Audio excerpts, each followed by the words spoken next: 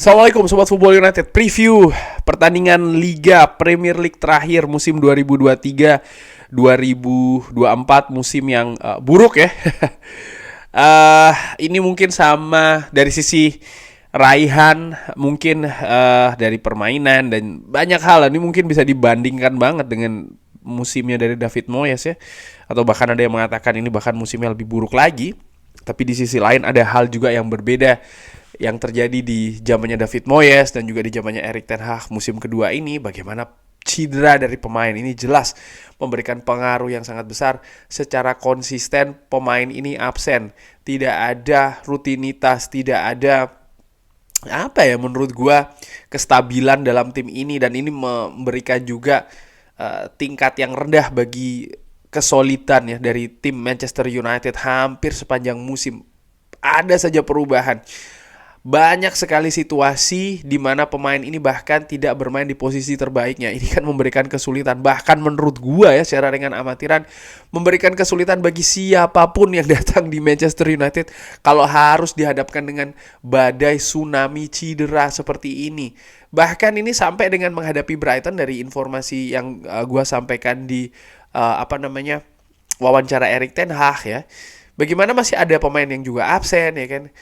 Bukan hanya pemain yang bermain di posisi seharusnya, tapi pemain inti yang mungkin skema ini ada di awal musim. Pemain-pemain yang memang menjadi pilihan utama di masing-masing posisinya ini juga masih kemungkinan masih tanda tanya gitu loh. Dan walaupun sudah kembali, ini kan situasinya berbeda. Mereka setelah absen sekian lama mungkin butuh penyesuaian lagi, butuh adaptasi lagi, baik itu secara sistem permainan maupun juga secara fisik ya kan.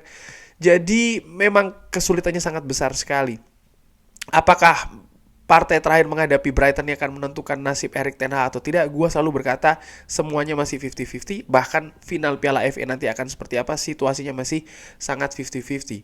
Namun demikian jelas ya, gua memiliki support terhadap manajer pelatih Manchester United siapapun itu.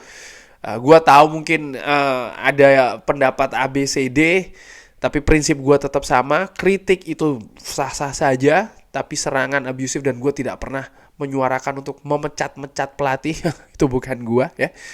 Gue memegang terus apa yang dikatakan oleh Sir Alex Ferguson, your job now is to support your new manager.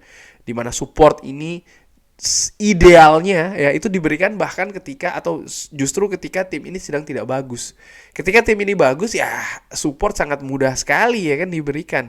Cuman kesabaran dan juga pengetahuan, nah mungkin perbedaannya di situ. Nggak tahu ya, mungkin gue juga cuman secara ringan amatiran. Oke, balik lagi ke Manchester United menghadapi Brighton. Catatannya ini sebenarnya tidak bagus ya. Manchester United menghadapi Brighton. Terakhir kali Manchester United ini menang menghadapi Brighton di away maupun home itu terjadi di tahun 2022. Selebihnya tidak pernah menang. Ada kemenangan di semifinal ya kan. Itu kan terjadi dengan penalti. Jadi tidak dengan waktu normal. Artinya dalam waktu normal Manchester United ini cukup lama ya, tahun 2022. Berarti 2 tahun lalu menang menghadapi Brighton. Bahkan musim lalu, di musim pertama dari Erik ten Hag ya, Brighton ini mengalahkan Manchester United di partai pembuka di Old Trafford. Lalu ketika away di Amex Stadium, Manchester United juga kalah di sana 1-0. Musim ini kalah 1-3 di permainan yang menurut gue juga nggak banget. Manchester United bahkan mencetak gol satu-satunya nih dari Hannibal Mejbri ya kan, ada tendangan spekulatif jarak jauh. By the way golnya menurut gue bagus ya, tapi ya situasinya tidak positif di beberapa pertandingan terakhir ketika menghadapi Brighton. Dan namun uniknya Brighton dengan Roberto De Zerbi ini juga situasinya sedang tidak positif. Bahkan dari akhir bulan Maret mereka baru menang sekali ketika bermain di kandang sendiri menghadapi Aston Villa. Jadi memang ada penurunan yang menurut gue cukup drastis dari sisi hasil ya di Brighton ini. Gue nggak tahu apakah ini ada kaitannya dengan Roberto De Zerbi yang kerap disebutkan dihubung-hubungkan dengan tim lain, termasuk juga dengan Manchester United. Dan by the way, dengan seiring berjalannya waktu, artinya Brighton ini memperoleh hasil yang tidak positif, nama De Zerbi pun juga semakin lama semakin tidak terdengar dikaitkan dengan tim-tim lain. Dan bahkan sekarang kabarnya akan terus berada di di Brighton. De Zerbi sendiri masih terikat kontrak ya. Artinya kalau Manchester United ataupun tim lain ingin mengambil De Zerbi harus menebus biaya transfer, dan ini juga merupakan sesuatu hal yang nampaknya diperhitungkan juga oleh tim-tim lain.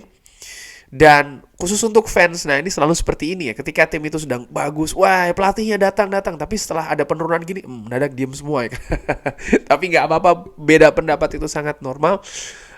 Ya ini menarik ya, melihat juga bagaimana komitmen antara pemain Brighton dengan De Zerbi yang nampaknya mengalami naik turun, dan ini akan menjadi warna sih menurut gue, bumbu di pertandingan nanti di akhir musim juga untuk Brighton. Yang di pertandingan terakhir ketika Manchester United menang menghadapi Newcastle, Brighton di kandang sendiri ini kalah menghadapi Chelsea.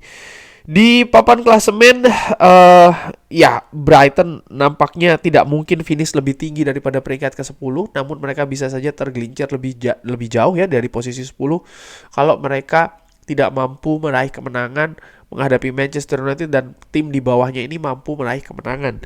Sementara Manchester United sendiri seperti gue sebutkan di awal tadi, sulit untuk bisa posisi 6 ya, finish di posisi ke-6 dengan selisih gol yang sangat jauh jika dibandingkan dengan Chelsea.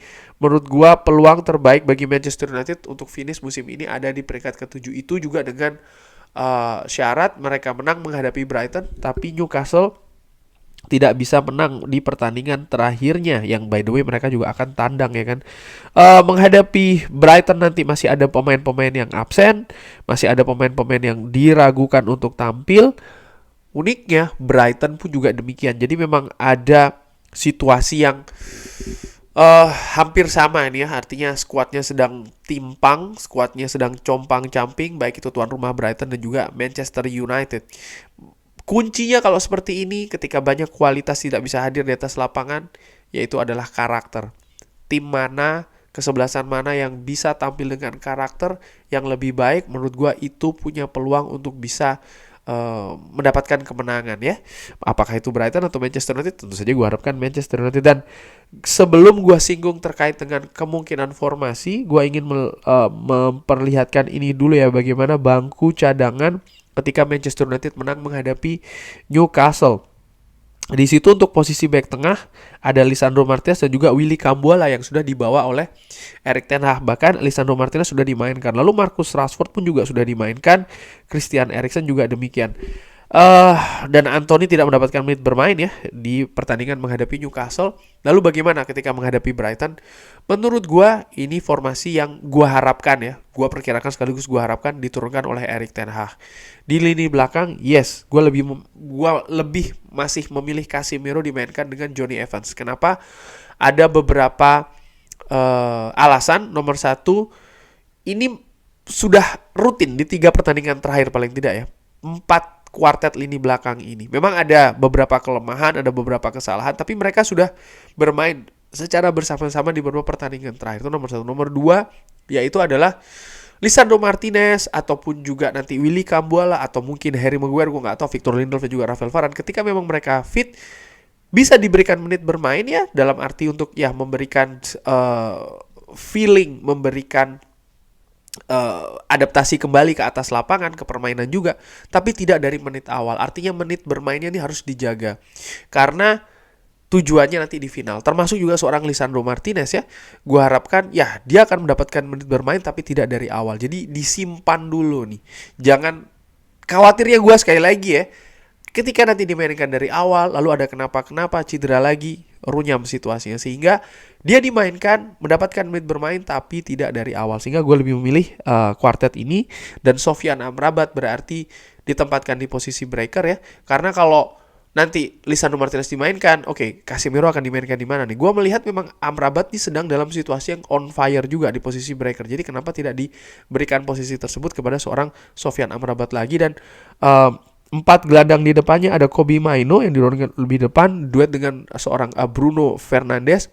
Lalu di kanan ada Amad Diallo yang memang beberapa pertandingan terakhir, 2 pertandingan terakhir khususnya ketika menghadapi Newcastle tampil luar biasa. Bisa diberikan kesempatan lagi kalau situasi fisiknya memungkinkan tentu saja. Dan di kiri untuk mengistirahatkan seorang Garnacho dan memainkan seorang Marcus Rashford.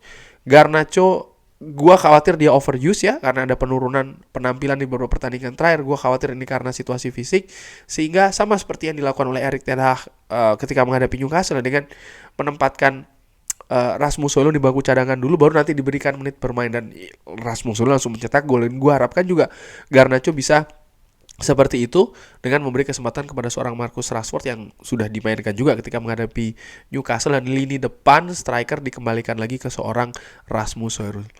Harapannya tentu saja Manchester United bisa membungkus kemenangan, karena ini akan membawa atmosfer yang positif menuju final Piala FA ya. Tapi ini juga dibutuhkan sekali lagi kerja keras, komitmen, dan juga karakter dari pemain di atas lapangan. Kurang lebih demikian. Bagaimana menurut Sobat Football United? Silahkan drop di kolom komen. Terima kasih sudah menyaksikan. Jangan lupa like, subscribe. Wassalamualaikum warahmatullahi wabarakatuh. Thank you.